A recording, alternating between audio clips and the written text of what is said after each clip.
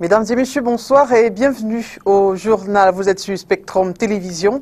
À la une de l'actualité de ce vendredi 17 août 2018, présidentielle 2018, ils ont tous échoué.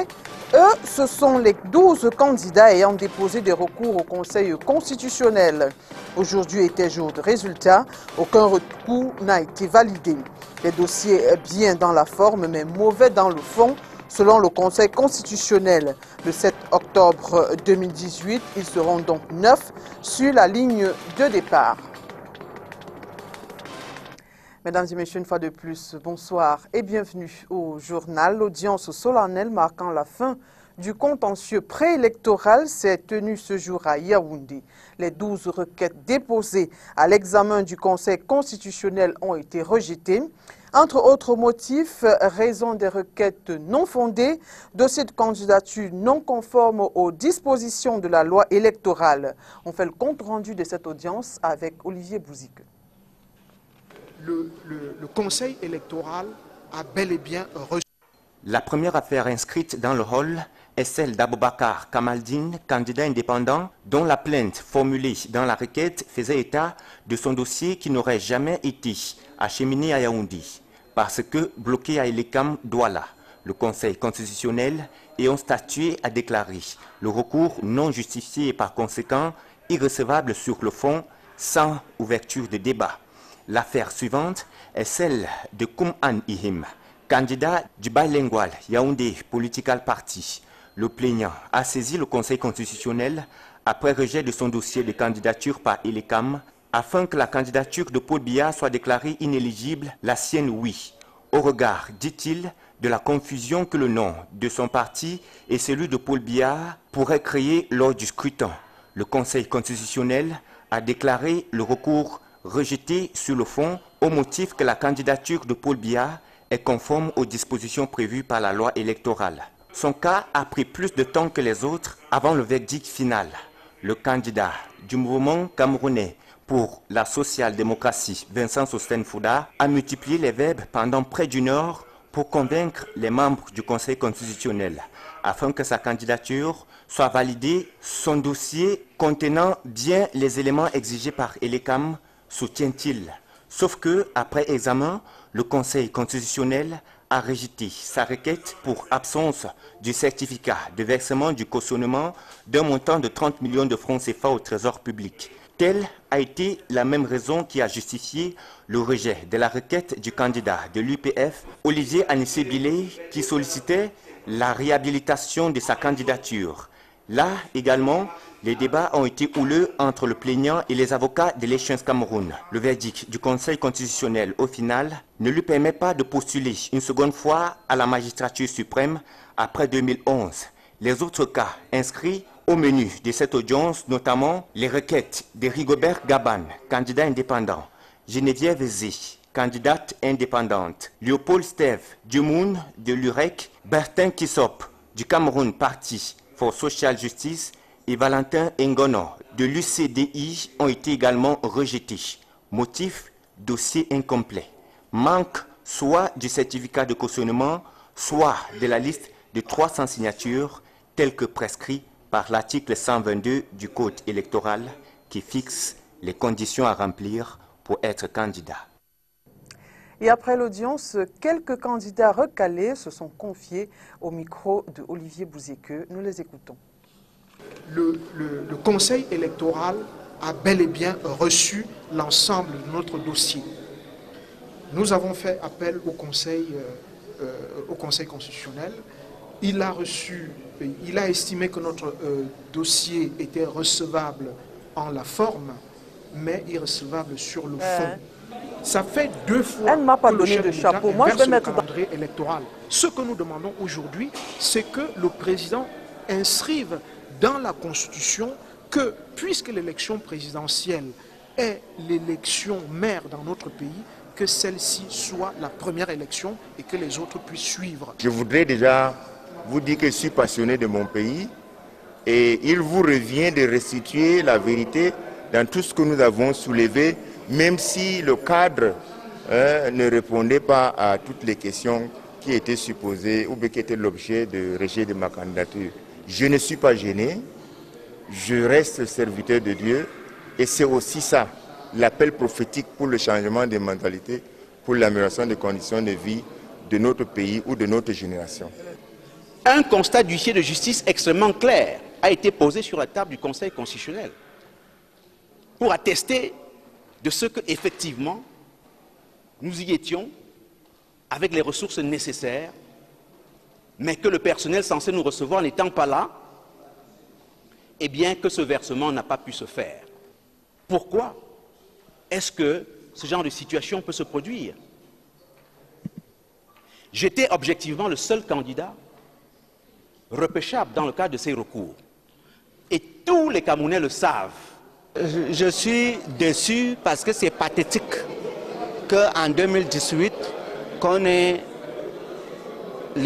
un conseil des sages qui rejette toutes les candidatures au vu des lois mal formées. Donc, je suis très déçu que ce soit dans le refus de l'acceptation de ma candidature, où j'avais l'espoir que je pourrais présenter mon programme au peuple camerounais, et où dans l'invalidation de la candidature du président Biya, parce que là nous sommes en face d'un monsieur qui utilise un nom qui n'est pas le nom de naissance. On parle économie à présent, notamment avec le document de stratégie pour la croissance économique. Et c'est avec vous, Mireille Chabzi. Au cours de ce triennat qui débute pratiquement à la fin de la période de mise en œuvre du document stratégique de croissance et d'emploi, DSCE, le gouvernement camerounais s'est engagé à encadrer et de partager avec ses administrations les objectifs stratégiques et opérationnels qui légitiment les nouveaux programmes et leurs interventions, en attendant la finalisation de la stratégie de développement qui viendra matérialiser la deuxième phase de la vision 2035.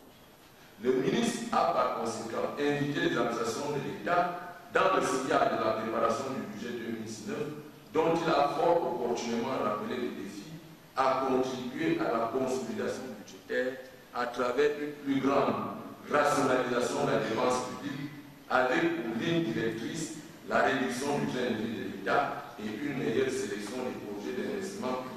Visibilité, transparence, programmation des ressources et objectivité dans la gestion des finances, processus budgétaire plus ouvert, voilà ce sur quoi la 7e session du comité interministériel d'examen des programmes a bossé pendant les 4 derniers jours. 37 administrations réparties en 8 secteurs ont pris part aux travaux du siècle 2018 et 128 programmes, dont 91 programmes opérationnels et 37 supports ont été examinés, soit 2 programmes de plus qu'en 2018, appartenant au tout nouveau ministère de la décentralisation et du développement local. Comme en 2017, la tendance générale est à la stabilité des cadres logiques des programmes. Quelques modifications portant sur les reformulations des objectifs et l'affinement des indicateurs de certains programmes d'action ont été enregistrés. Le projet de loi de finances 2019 sera soumis à la session parlementaire de novembre prochain. Société métropolitaine d'investissement de Douala, la première assemblée générale constitutive s'est tenue ce 17 août 2018 ici à Douala. Grande annonce du délégué du gouvernement auprès de la communauté urbaine de Douala, les premiers projets de la SMID seront lancés dès octobre prochain. Léla Renganz. Effectivement mise en place sa première assemblée générale constitutive tenue ce jour à Douala le confirme, la Société métropolitaine d'investissement de Douala lance ses premiers projets dès le mois d'octobre. Entre autres projets, la rénovation du marché New Deido de Douala, avec la construction de 1800 boutiques pour un montant total de 6 milliards de francs CFA, l'aménagement d'une base de loisirs en plein air dans la vallée de la Besséké, comprenant équipement, animation et autres services. Réplique du bois Sainte-Anastasie de Yaoundé, ce complexe, on l'espère ici, sera achevé avant la Coupe d'Afrique des Nations. D'autres projets sont également enregistrés comme la construction d'un marché moderne à Bonamoussadi avec 1100 boutiques pour un montant de 8 milliards de francs CFA ou encore le déploiement d'un système moderne de transport de masse avec la restructuration de la socature et l'extension du marché central, entre autres projets. Ce sont des projets qui permettent à la ville de Douala de se développer et de se moderniser. Ces projets existent, beaucoup d'études sont déjà à maturation. Il faut donc trouver des financements et tous les voies, les moyens pour les réaliser. Lancé le 23 mars et achevé le 5 juillet, l'APE SMID a permis de collecter au final 100,5 milliards de francs CFA, loin des 10 milliards qui étaient attendus. On a fait 54%, ce qui est un taux acceptable. J'ai dit même que c'est un réajustement naturel. Parce que si on faisait 10 milliards, il y aurait peut-être plus de 5 000, 10 000 souscripteurs. Et ce serait difficile d'organiser une assemblée générale. Transformer la ville de Douala en une métropole moderne tournée vers l'avenir avec en ligne de mire le programme d'investissement prioritaire et l'atteinte des objectifs du nouveau plan directeur d'urbanisme de la ville adopté en 2015. Après la phase de construction du capital qui a duré 3 mois, l'heure est désormais à la mise en place des infrastructures de développement de la capitale économique conformément aux objectifs de la SMID. En religion, nous parlons de la célébration de la Tabaski. Alors que la communauté du croissant lunaire annonce la fête pour mardi prochain, nos reporters sont allés à la rencontre de quelques fidèles musulmans pour savoir comment on devrait se préparer avant la fête du sacrifice. Léla Renganze. Fête du sacrifice, les fidèles musulmans commémorent dans quelques jours la force de la foi d'Abraham, caractérisée par l'épisode où il accepte sur ordre de Dieu d'offrir son fils, Isaac ou Ismaël, en sacrifice. Sur le plan spirituel, le musulman qui se prépare à célébrer la Tabaski doit donc avoir une attitude pieuse. Les 10 jours qui précèdent, bien les 9 jours qui précèdent la fête, il doit se préparer spirituellement, n'est-ce pas, dans l'adoration d'Allah. Il doit être en parfaite harmonie avec, n'est-ce pas, les fidèles musulmans qui sont allés au pèlerinage à Mecque. Il doit prier Dieu beaucoup, intensifier, demander beaucoup de pardon. Parce que le 9e jour qu'on appelle le jour de Arfa, la montée de Arfa, où tous les fidèles musulmans qui sont en Arabie Saoudite pour le pèlerinage vont se rassembler dans un saint lieu où ils vont adorer Dieu, où il n'y aura pas ni de leaders spirituels, ni de chefs traditionnels, ni de présidents de la République, ni de tout. Tous seront un. Selon les fidèles musulmans rencontrés ce jour à la mosquée centrale à Douala, le jour même de la célébration, il est attendu des fidèles qui n'ont pas pu aller à la Mecque, un jeûne de quelques heures. Particularité, personne n'a le droit d'immoler son mouton avant que l'imam ne l'ait fait. Une fois que l'imam n'a pas encore immolé, pour donner le coup d'envoi à tous les autres fidèles d'immoler, et lorsque vous immolez avant l'imam, vous n'avez pas les mérites du sacrifice. Il faut toujours attendre que l'imam ait donné le coup d'envoi, qu'il immole avant que vous, les fidèles qui suivez l'imam, ayez la possibilité, n'est-ce pas, d'aller immoler. Et il y a les moments précis. Il ne faut pas immoler après midi. Donc, quand il est midi, l'immolation que vous faites n'est pas, n'est-ce pas, dans le sacrifice de la fête. C'est un autre sacrifice qui n'a pas. C'est un salaka simple. Mais si vous immolez le matin jusqu'à 11h, 11h30 avant midi, c'est dans les délais du sacrifice. L'islam accorde tout de même des facilités pour s'acquitter de ce devoir. Si précisez que la fête du sacrifice a 3 jours. Si vous avez la possibilité d'immoler le jour du sacrifice, vous le faites. Vous n'avez pas la possibilité, le lendemain, vous pouvez le faire. Et le surlendemain, donc 3 jours. Au Cameroun, la Commission nationale du croissant lunaire annonce la fête du sacrifice pour le 21 août. À quelques semaines de la rentrée scolaire 2018-2019, les préparatifs sont encore timides dans la Sanaga maritime, précisément dans la ville Tédéa. Comme chaque année, les parents arrivent par petits groupes prendre des renseignements et, dans la mesure du possible, inscrire leurs enfants. Salmon Béas et Didier Nabao pour les détails.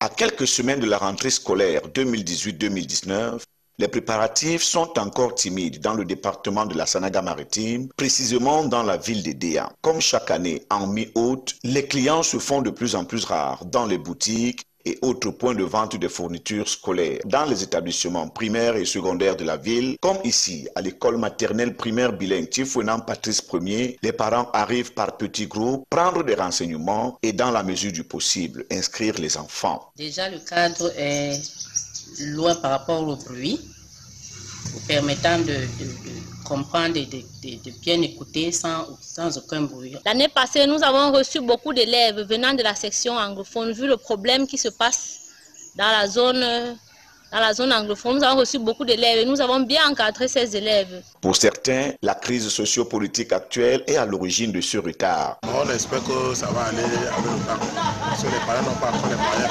pour commencer. Oui, mais parce que ce n'est pas facile.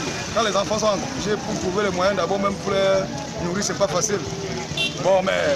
Le responsable de cet établissement espère que d'ici la rentrée, plusieurs élèves seront admis au sein de l'école. La ville de Douala a les pieds dans l'eau. La grande saison des pluies bat son plein et à saison spéciale, le habillement spécial pendant cette saison, les chaussures en matière plastique sont recommandées et prisées. Reportage. Couleurs chatoyantes, multiples designs, il serait difficile d'imaginer qu'elles sont faites en plastique. Ces chaussures, communément appelées tchaka ou chanchous, sont très à la mode et surtout très sollicitées, le climat l'imposant. La ville de Douala est en plein dans sa grande saison des pluies. Elles sont au rendez-vous chaque jour et parfois toute la journée, voire des jours durant. Face à cet aléa climatique, les Doualais ont adopté de nouvelles habitudes vestimentaires. Oui, en saison de pluie, actuellement, je porte également les tchakas. Et sinon, je trouve que les prix actuellement sont très abordables. Et oui. Et ça nous est quand même profitable parce que, vu la période de pluie, si nous n'avions pas ces chaussures-là, je ne pense pas que nous traversions facilement les quartiers. Étant donné que, vous savez, en pleine boue, pleine saison, les carrefours ne sont pas du tout très appropriés, il y a trop de boue partout. Le boulevard de la République ici à Douala est le lieu d'approvisionnement par excellence. Bottines avec marque, même si l'authenticité reste à vérifier. Ballerines, tongs, babouches, mocassins, escarpins et même compensés, il y en a pour tous les goûts, âges, qualité et prix. Oui, nous tenons également compte des variétés. Vous savez, la variété va également avec le prix. Et nous tenons aussi compte de la qualité. Parce que plus il y a de la qualité, plus il y a de la variété et nous en tenons à cela. Bon, quand tu touches la joue, tu sais quand même si c'est bon ou mauvais. Oui, ça dépend des matières molles, dures, ça diffère. Ça va de 4000 et même pour 500, 4000 à 500. Le marché des tchakas est très varié pendant cette période. Passé la saison des pluies, le choix est réduit. Uniquement en saison pluvieuse. En saison sèche, uniquement les babouches. En attendant le retour de la saison sèche, les chanchous sont là et font le bonheur des populations qui espèrent des nouveaux designs encore plus innovants pour l'avenir. Cette période donne du fil à retordre aux commerçants. Ceux-ci font face à beaucoup de difficultés pour la conservation et l'écoulement des marchandises. Du coup, il faut multiplier les stratégies. Du d'être commerçant en saison de pluie.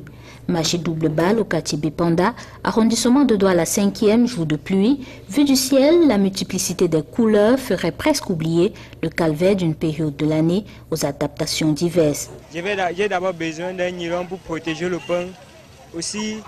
J'ai aussi besoin d'un manteau pour me protéger contre la pluie. En pluie, il faut le parapluie, le nylon, les bottes aux pieds et c'est les dépenses. Devant la fidélité de Dame Pluie, il faut user des stratagèmes pour ne pas être déficitaire au cours de ces 3 mois constitutifs de la saison de pluie, dite morte, en comparaison à la saison sèche, moment de l'année où les bourgeons du commerce grandissent et fleurissent. On ne peut pas conserver le pain jusqu'à 13 h, puisque la pluie, avec la pluie qui tombe du matin jusqu'au soir, le pain devient rassis. Et quand le pain est rassis, les gens n'en prennent pas. En saison sèche, je peux prendre au minimum 250 pains et je finis sans problème. Pourtant, en saison pluvieuse, je ne peux pas. J'ai réduit ma commande à 150 et j'ai tous les difficultés à finir. Pendant la saison sèche, c'est facile, puisqu'on n'a pas peur que les arachis se gâtent avec l'humidité. Alors, pourtant, pendant la saison pluvieuse, dû à l'humidité, nous devons baisser le prix pour vite écouler le stock.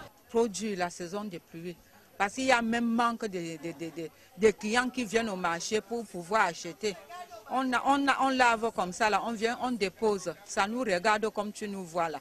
Partiellement ou totalement protégé des eaux de la pluie, la priorité au marché reste l'écoulement le plus rapide possible de sa marchandise. On ne doit pas supporter, on va faire comment? Terme à cette édition d'information. Merci d'avoir été des nôtres et bon début de week-end en compagnie des programmes de Spectrum Télévision.